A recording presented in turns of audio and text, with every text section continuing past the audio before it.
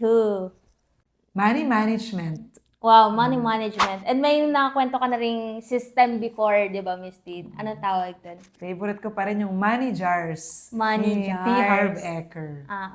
What's about money management na you wish na natutunan nyo early on? Katulad nga ng mga shinare ko, ako yung pinaka magasto sa aming magkakapatid. So siguro kung mas maaga ko yung natutunan, hindi ako kasing gastos katulad ng present. Di ba kung dati pa lang na scarce pa yung resources in terms of financially, dahil hindi naman ako nagsisell agad, di wala akong money agad nun. So mas matutunan ko siya i-manage even if maliit pa lang yung money. Kesa yung ngayon na nagkatrabaho ka, kumikita, na-tempt ka lang na bumili ng mga gadgets or ano pang mga bagay ng mga experiences, mas malaki yung mga magagastos. It will create the discipline na itabi mo muna yung para sa savings mo, ang gastos, alam mo kung saan pupunta yung mga pera na pinaglalaanan mo. And dito ko nakita, pwede palang mag-save habang nagluluho. Through the money management. You will not feel guilty. Guiltless spending. Kapag umibili ka ng mga bagay-bagay na gusto mong bilhin. Search nyo na lang yung full details sa Google o kaya tanong mo kay ChatGPT. Ito lang naman yung several jars na nandun. So, 10% ilagay mo siya sa FFA or Financial Freedom Account. 10% ng money mo, kung allowance, 100 pesos, 10 pesos. Kung ang income mo ay 20,000 na, 2,000 pesos. Ang purpose niya is to grow your money para pang-invest mo, para pang-business mo, or anything that will make you earn a lot of money para mas marami kang i-divide sa different jars. Yung second doon na jar ay 10% ilagay mo daw sa education. Ito yung bagay na no one can take away from you, whatever man yung matutunan mo doon. So ang purpose rin, mag-invest ka sa sarili mo. Hindi rin naman mura yung mag-attend ng mga seminars. Pero mura siya kung titingnan mo yung value na potential na pwede mong kitain, potential na pwede mong i-grow at ng business mo kapag in-apply mo yung natutunan mo.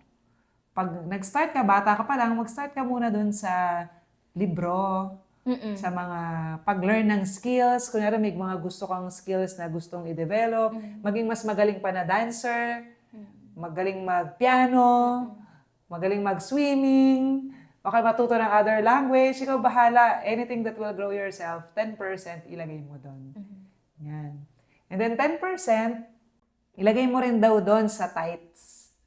Siyempre, para masanay tayo na whatever man yung nare-receive natin, i-bless rin natin yung other people. Pay it forward. Pwede kang mag-donate sa church, o kaya naman, pag may gusto kang isupport sa family mo, kahit na student ka pa lang, makapagbigay ka ng regalo tuwing mga birthday sa mga family members. Basta to give to other people, ililibre mo siya. Ganon. And then, yung portion of it, nilalagay ko rin dyan, kapag may nanghiram sa akin ng money, doon ko lang din kinukuha. So, ibig sabihin, kung hindi man niya isole, hindi masama ang hindi loob masama mo. ang loob ko. At the back of your mind, wala akong iniisip na si ganito hindi pa nagbayad sa akin. Kasi nga, galing yun sa give account ko. Kung bumalik, edi well and good. Pag hindi, okay lang din kasi nasa give. It will also give you an idea magkano lang yung maximum na pwede mong mapahiram. Kasi yun lang yung limit na nasa jar. Basta to give to other people. Hindi mo na sasabihin na binigay mo na yun sa kanila kasi nga kung ang term nila is to borrow. Pero ikaw, ito lang yung kaya kong mapahiram sa ngayon. Yan. So, nakakatulong talaga lalo na sa Filipino culture, helping yung ating family members. And then 10%, ilagay rin natin ito sa LTSS or Long-Term Savings for Spending. Ito yung mga luho natin, mga bagay na gusto natin bilhin na mahal. Ito yung mga big purchases. Gusto mong manood ng concert, gusto mong bumili ng gadgets, gusto mong mag-travel, yon, saan mo ilagay. Kasi pag na-reach mo na yung certain amount na yon, tsaka ka lang din bibili. Tsaka ka lang din magta-travel. Tsaka ka lang din magko-concert kapag na-reach mo na yung target amount mo. And then, yung 10%, ilagay mo siya sa play account. Ito ang pinaka-favorite ko na account. Kung pwede lang. For play. Gusto ng mga magagastos ang play account. Okay. So yung play account, 10% ng income mo, lalagay mo dyan. And then, gagastusin mo siya, required to, every month, uubusin mo yung laman ng jar to experience the feeling of being rich or to experience yung mga bagay na hindi mo pa na-experience at the moment. Kunwari, nung estudyante ka, hindi mo pa na-experience makakain sa mga gantong restaurants na kayo naman ang friends mo pupunta, hindi ikaw yung pinapakain ng parents mo. O kaya naman, nung nag-aaral ka, hindi ka makabili ng gantong gadgets, hingin mo pa sa parents mo. Mahabang diskusyonan pa para makahingi ng mga material things to them. O kaya naman gusto bumili ng bag, shoes, yun yung mga luho ko, tsaka damit. Kasi kayanin ng budget yon. So, dun mo kunin. And, ubusin mo siya talaga. Pag 20,000 yung income mo, 2,000. Di ba ilalagay mo doon? Pero pag bagong graduate ka pa lang, kung 14,000, 1,400 lang. Pero nung nag-aaral ka, magkano lang yun kung 3,000 a month, kung college ka? 300 pesos lang yun. Yun lang yung gagastusin mo na pwede. So at least, may limit, pero magagawa mo pa rin. Ang nangyayari kasi, diba, kapag nakafocus naman more on saving, super delayed naman yung gratification na meron ka. Okay lang ma-delay, wag naman sobra-sobra na puro savings na lang ang ginawa mo in your whole life. Ang nangyayari kasi yung play account, nakaka-create siya ng excitement for you, ng motivation kung bakit gusto ko pa magtrabaho. Dahil may bago akong damit, dahil may bago akong phone, dahil meron akong na-experience sa ganito, excited ka na naman sa buhay. Nakakapag-create na naman sa'yo ng mga ganong moments in your life. And then, yung 6th jar ay, ito na yung ating necessity. 50% ng kinikita mo, ilagay mo na sa necessity. Ito yung nakalagay lang na basic kay T. Harv Eker. Yun yung pwedeng initially na pwede mong i-follow. And then, pag lumalaki na yung income mo, tapos sobra-sobra na yung expenses versus yung sa mga percentages na yan, doon ka na lang magdagdag ng mga susunod pa na jars. For example, safety fund, pang-emergency fund mo, ginawa lang natin safety, o kaya 10% pa para sa health fund mo, para pambili ng mga healthy food, o kaya pambayad sa gym, or whatever things that will qualify dun sa account na yon. Sana, natutunan ko ng mas bata, baka mas onti lang yung mga nasayang kong pera. In the past years, nang dahil dyan. Ang ganda po nung system na yun kasi kino-cover niya halos lahat naman talaga ng pinagkakagastusan natin ngayon at pagkakagastusan natin in the future. Yung financial freedom account, which is for retirement most likely. Yung pang-play, which is very important para na-experience mo ngayon yung feeling na, di ba, ngayon palang fulfilled, accomplished, kasi fruits of your labor ngayon.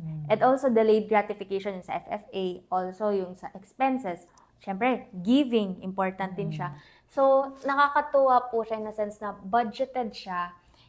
Kasi ang mindset before, pag budgeted, akala mo nalilimitahan ka. Parang negative siya. Pero in reality, kailangan natin ng limitations for us to be able to be responsible na ma-allocate yung income natin. Kasi may mga tao na kung walang limitations, ang prone is ilagay lahat sa play. Or ilagay lahat sa giving. Sa mga lalo sa pag-breadwinner, ilagay lahat sa giving. Or ilagay lahat sa bills dito. Kapag walang system na ganun, hindi rin maganda sa atin in the long term na lahat dito pala, wala palang nailagay para sa future ko. Lahat dito sa play. Walang delayed gratification, puro ngayon.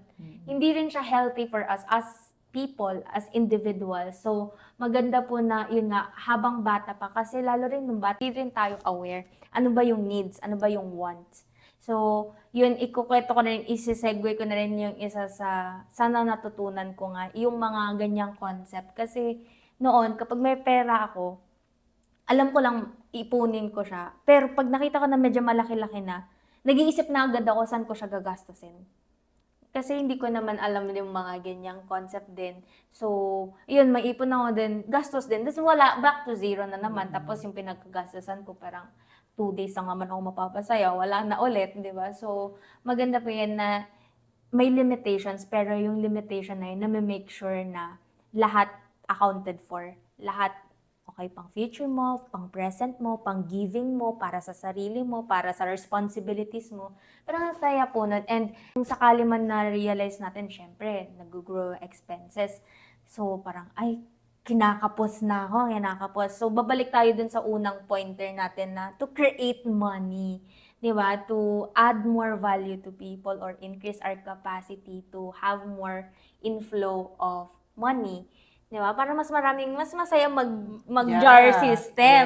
Kasi mas yes. maraming pera. So, connected sila na mag-increase our capacity to earn more and at the same time, have the system in place para hindi natin irresponsibly na magastusin. Kahit na minsan, we're coming from good intentions, like we want to provide for our family. Pero kung lahat na lang papunta doon, it's not also healthy for us. Kasi hindi na natin nabibigyan yung pang future natin or hindi na tayo nakapag-enjoy ngayon, na baka mag-burnout pa, di ba po? So, yan, napaka-important. I think kahit bata pa lang, hopefully, natututunan na nila to. And maturo din ng parents nila para pag lumaki, disciplined. Kung disciplined in this aspect, maging disciplined din in other aspects. Kasi how you are in one thing is how you are in everything. Yes. Mukha lang siyang parang naglalaro, Oo. pero pag nakita mo yung ugali niya doon, na-develop mo yung discipline doon, pag lumabas siya or anywhere na pumunta siya, lalo na kapag na-develop ng mas maaga, yun na siya as a person. Babalikan niya na lang yung mga positive qualities. Oo.